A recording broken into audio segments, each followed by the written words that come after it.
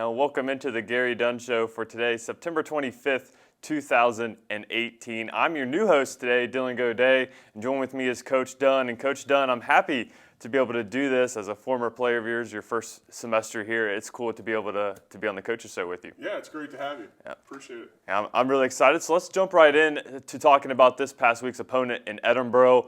High-scoring game there. The offense got it rolling again. Not Lamont McFadden's defense. Nelson Brown had a great game again. 3 rushing touchdowns for him. He's had a fantastic season so far. Yeah, was pleased with our effort. Obviously, it was a crazy game, and I'm sure we'll get into that a little bit. But Nelson's playing really well, and I think the offensive line is starting to really gel together. We weren't happy with our rushing productivity a few weeks ago, but the last two weeks, Nelson's been able to get over 100 yards, and a lot of credit goes to the O-line and the tight ends. Opening those holes, but he's a special player, and he just needs a crease. And I thought he played a good game, but it was a wild game at Adamson Stadium, but it was great to get the win. It was, and it was the first game at Adamson Stadium, which seemed like forever, close to 11 months. So talk about just having the team at home for the first time in so long. Yeah, it was fabulous to be at home. I think dating back to last year, we had spent 7 of 8 weeks on the road. First 3 weeks this year to get in front of a home family day crowd was awesome. I thought the crowd was great. I thought the students were great. I stopped out at a couple fraternity. AKL had a tailgate going, stopped out and said hello to those guys before the game, stopped out and said hello to our alumni tailgate before the game. So, always special to play at Adamson Stadium, and I know our guys thrive being at home. When you're a college athlete and you know this, home games on Fridays when you get your most downtime during the season. If we've been on the road for 3 weeks, so our guys have been getting on a bus and not really having any downtime. So allow our guys, we have a quick walkthrough on Friday and a quick meeting to give those guys some downtime on Friday evening is great, and we're definitely excited to be at home again this week. Yeah, it should be an exciting game against IUP. We'll get to that a little later as well. And the wide receiver stepped up again. Tyson Hill, another touchdown catch, 2 touchdown catches in back-to-back games. Talk about a young receiver stepping into that role. Yeah, Tyson has made some great strides. And, Tyson was a little banged up a year ago early in the season and really didn't start getting reps until week 5, week 6, week 7. And you can just see Tyson grow and mature. And really, I think the biggest thing, because he has the talent, is his confidence level. He made some big catches in that game, especially the last touchdown catch and the last drive to run out the clock. He had a big catch. So, he's growing and maturing. And the thing I like about our receiving core is we're spreading the ball around. One day Jordan Dandridge, who had another big game this week. Chad Livingston has a big game last week against Shippensburg. Tyson Hill has a big game this week. So, when we can diversify our offense and spread the ball around, I think it makes us a better unit, a better team. And our receivers are really stepping up. And I think you're going to start to see some more guys step up. Cantarin has come in and played well, and we're going to get some other guys in the mix. So, I'm excited about our receiving core. And we mentioned it in our broadcast last week that you had 3 receivers in the top 10 in PSAC yards and touchdowns. That's big for any team to have that kind of versatility at the receiver position. Yeah, absolutely. And Noah's doing a great job getting him the ball. To him, it doesn't matter who gets it. A couple years ago, we might have had one guy where we were trying to design everything through. We have confidence now in all of our guys that wherever the read takes us is where the ball is going to go. You look at the Steelers, Antonio Brown's mad when he doesn't get the ball last week, right? Yep. Our guys aren't doing that. We're kind of selfless in that matter, and we talk to our guys. It's about Cal U. And, one day someone's going to have a big game. The next day it might be somebody else. We got to step up. But I'm really happy with our passing game and kind of where it's evolving to. Now onto the defense. You mentioned after last week's game how big turnovers were, and you were able to do that again. Lamont McFadden, a fumble recovery for a touchdown and 2 interceptions for himself. That's just great to have that defense really come into fold here middle of the season. I tell you, they were fun to watch on Saturday. They're playing with great confidence right now, great energy. Lamont had another big game, and that's just who Lamont is. Lamont is always going to find, he plays so hard and gives such great effort, he's always going to find himself around the football, and when you hustle and play hard, good things happen to you. But our defense has really, really played well this week, and really the last 2 weeks, creating turnovers, creating opportunities. The offense put them in a lot of bad spots with turnovers this week. I've never been associated with a game like that where we had that many turnovers, and our defense really bailed us out. And the thing that I talked to our team about yesterday in the team meeting was they just played. They didn't concern themselves. The offense turned it over in the red zone. let's go play. We put them in some bad situations, and they just fought and battled, and really a testament to Coach Craig and our defensive staff, how well they had those guys prepared. Because Edinboro, they were up leading near the top in the country in scoring. They had a guy that was running for close to 200 yards a game. They're throwing the ball. They got some special skill kids, and our defense really, really set the tone in that game. Yeah, Edinburgh's a team in the past that's kind of been one-dimensional, but this year they're a team that could run and pass the ball. And another player we mentioned that was back this week was Malik Akins there at the nose guard position. You really mentioned him a lot last year, but he stepped up and stopped that running game that Edinburgh had this week. Great to have him back in the mix, to have a graduate senior captain back on the field for us. He's kind of a calming force for us in there. We know how hard he's going to play. We know what he's going to do, and he kind of, like Lamont, picks everybody else up. We've got 2 young defensive tackles. I'm really happy with our depth on the defensive line. We got 2 young defensive tackles that are playing really well. James Palouche is a guy that's been around the last couple of years that's starting to come into his own and get more game experience that we were able to redshirt a year ago. So it's fun to watch those guys play. I thought our defensive backs played well. I thought we tackled well, and we created turnovers. When we do that, good things happen.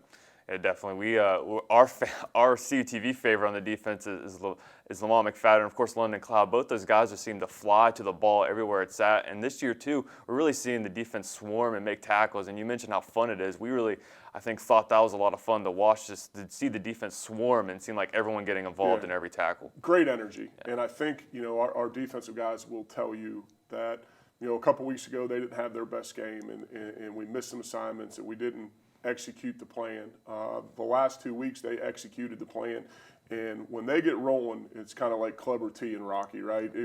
They kind of get rolling, and they feed off each other, and they bring great energy, and it's really fun to watch when they're playing like that.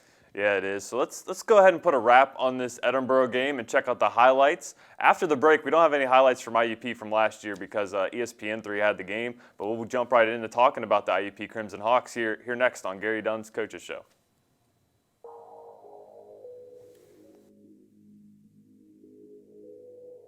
Brown puts his head down, gets into the end zone for a California touchdown. California, an early lead. Intercepted.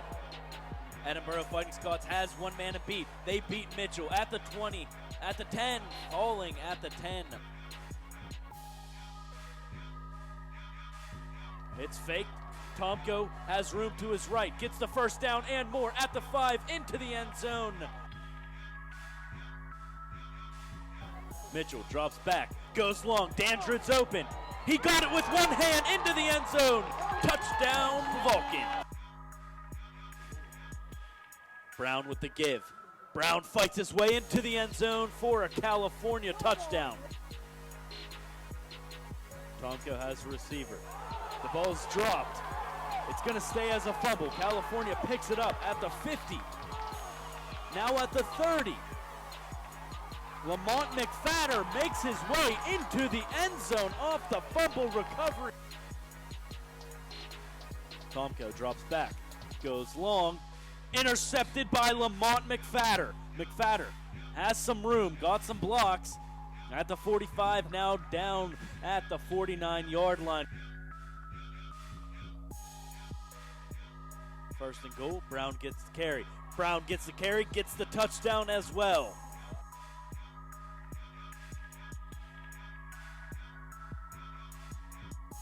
Tomko drops back, intercepted by California. Who else? Who else?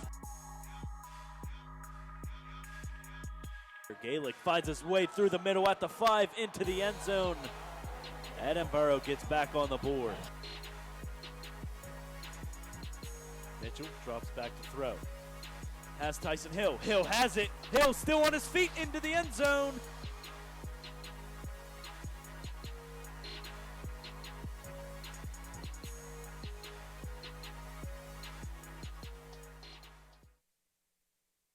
Saturdays are for the Vulcans. At Ohio Dominican, at Kutztown, at Shippensburg, home versus Edinburgh, Coble versus IUP, at Clarion, homecoming versus Gannon, at Mercyhurst, home versus Slippery Rock, at Seton Hill, home versus Westchester. Catch all the action live on CUTV and WCAL. In NCAA Division II, community engagement is an initiative at all 25 national championships because student athletes want to give back while competing for a national title. Over the course of the year, Division II student athletes have an opportunity to leave a lasting impression in local communities throughout the country. Whether Division II student athletes are volunteering at hospitals, schools, after-school care programs, foster homes, or retirement villages, they make a difference in the lives of others. In Division II, we rise to the opportunity and make community engagement ours.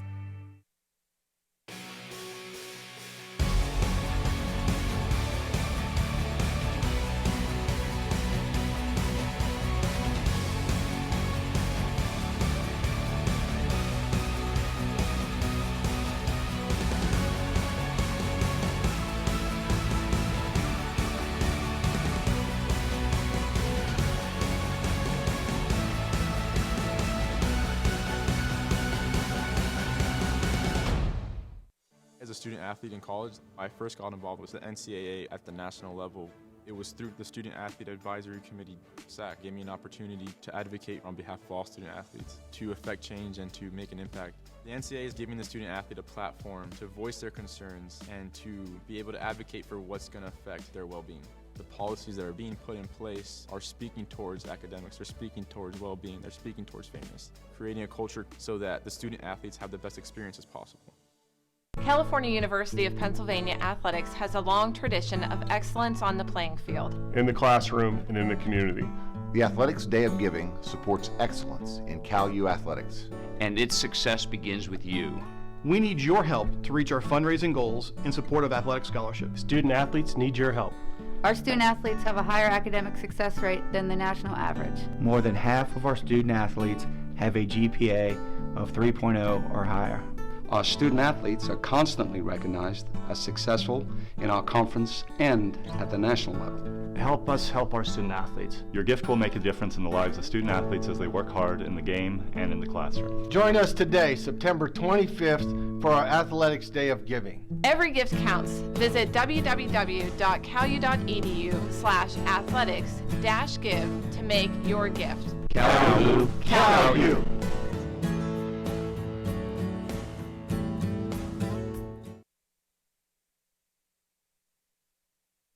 I'm back into the Gary Dunn Coaches Show. Again, Dylan hosting today. Not the Gary and Gary Show anymore. It's the Gary and Dylan Show. So let's jump into that IUP game. It's Coal Bowl week, fan favorite. You mentioned how you really take all these PSAC West opponents the same, but it's a definitely a different level of energy with the fans behind this Coal Bowl game. Yeah, I think it's great. You know, I talk all the time about the rivalries of the PSCC West, and to have it at home this year, you know, it's just a special week. You got the Coal Bowl, you got the Lippincott brothers that are involved with the game. It's just, you know, I think it's a special week on both campuses. We're glad to have it here, and you know, 6 o'clock start. We need the students out, we need the alumni out, we need everybody out. We're going to do a blackout at Adamson Stadium, so wear your black and come watch the Vulcans play. Yeah, definitely. I remember the last time the Coal Bowl was played here, that was one of the all-time classics here in Adamson Stadium. So hope the same level of fan energy. That game, I remember the stands, the whole fourth quarter, everyone up on their feet cheering loud for the Vulcans. Yeah, unbelievable. Yeah. And when we get a chance to play here at Adamson Stadium, we've got tremendous fans, and I remember that night vividly. It was a great night, and you know, so we're excited. We're excited to get it here kicked off, you know, Saturday night. Yeah, so what are some things you saw on film of them so far? And, you know, they're a top-ranked team in the whole country, so you know what you're getting out of them. Great quarterback play, really a balanced team there in IUP. Yeah, first and foremost, extremely well coached. I've got a lot of respect for what Coach Paul Tortorella and his staff do. They do what they do well. Offensively, everything runs through their quarterback. You know, they're a big offensive line. They like to pound the ball. They've got 2 or 3 really good tailbacks. And when you stack the run, then they can hurt you over the top with the pass. They've got some really, really talented receivers.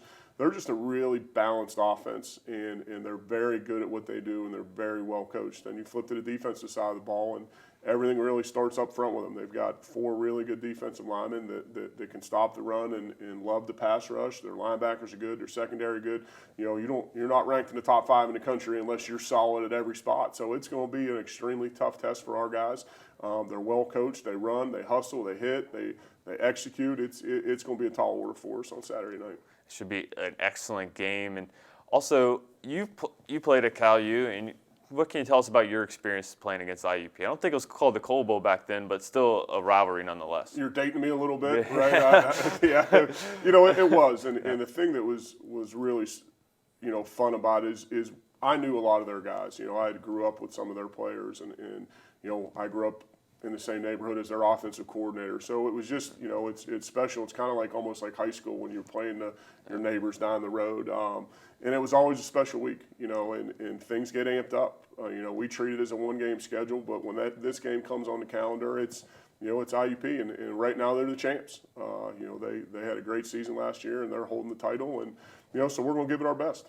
And you mentioned to take it 1 week at a time. I remember vividly seeing after the game, going up to guys and talking to them, and their immediate first reaction was, let's get on to IUP. So that's got to be great to have your team get away from that win that was Saturday and then already focused that night really on IUP. Yeah, it's you know, I said it last week, is when you lose a game, it stays with you all week. Yeah. And when you win a game, as soon as it's over, you know, you really don't get to enjoy it because you're on to the next one. So, you know, I think the guys, we had a great workout on Monday night. We're going to get ready to go to a special teams meeting here at 11 this morning. And you know, I think the guys are focused because it is the next game. And you know, that's what you want your team to do.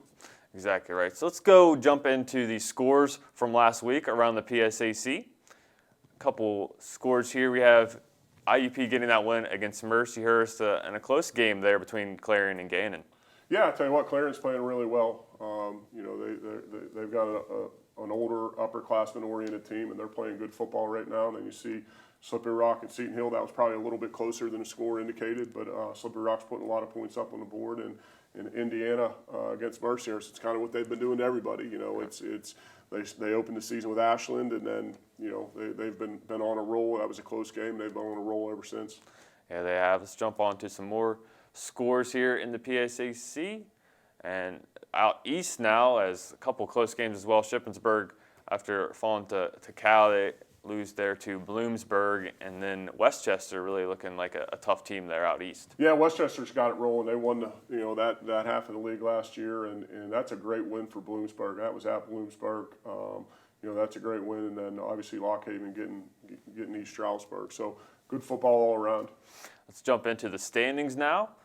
So the PSAC West standings, just one game in to the PSAC West play. So the teams with the win on the top there, and the 4 teams with the loss at the bottom. But again, this is a game that Cal lost a couple early, but with IUP, you win this game, and then it's on there to make a run at the PSAC West. Well, I don't know about that. We got a long way to go, but every week in the PSAC is a grind. You saw it last week with Edinburgh. They came in 3-0, and it was a 4-quarter battle that we had to score on a late possession to be able to run out the clock. Mercyhurst is a good football team. Gannon's got some really talented kids. So, you know, this thing's a long way from over, and you know, every week you got to show up and play. And the thing about the PSAC, too, just how deep each the East and the West is. Year in and year out, you never know, there could be a surprise team making a run. Yeah, you know, Edinburgh a couple years, you know, made a run. Clarion's playing really good football right now. Slippery Rock's always a tough team. It's, you know, I really believe, and it's not coach talk or coach speak. It's every week you got to show up and play your best, or someone's gonna get you. And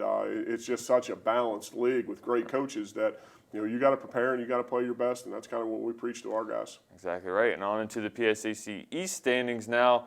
Again, Westchester sitting at the top there, and you mentioned Bloomsburg getting the win against Shippensburg. That has to be great for that Bloomsburg team. And then talk about a balanced league. This league, you know, you never know who's going to come out of the East. Yeah, I think, you know, obviously Westchester has got to be the favorites right now, but Kutztown's a really good football team. They were open this week.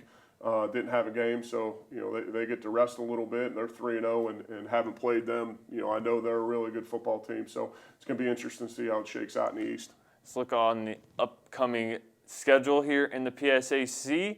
And again, with a later kickoff, and you're a fan of, you know, some fans of the game, what game here would you suggest, maybe an earlier game before the IUP game there on Saturday for fans to watch? You know, I think that Gannon-Edinburgh game's a kind of airy rivalry game. That's going to be a good football game. And Mercyhurst at Slippery Rock, I got a lot of respect for what Mercyhurst does. They're a physical team. They're extremely well coached. Their coach does a great job. That's going to be a good game. And then Bloomsburg and Kutztown's going to be a great game.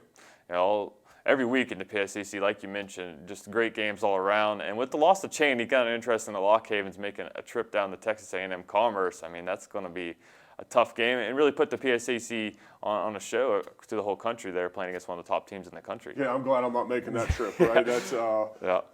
I'm sure they're flying to Texas, but that's when you travel that far across the country, that's a tough one. But yeah, it's great that I think you're seeing that in the PSAC too. That we're everyone seems to be trying to schedule top-notch games. I know.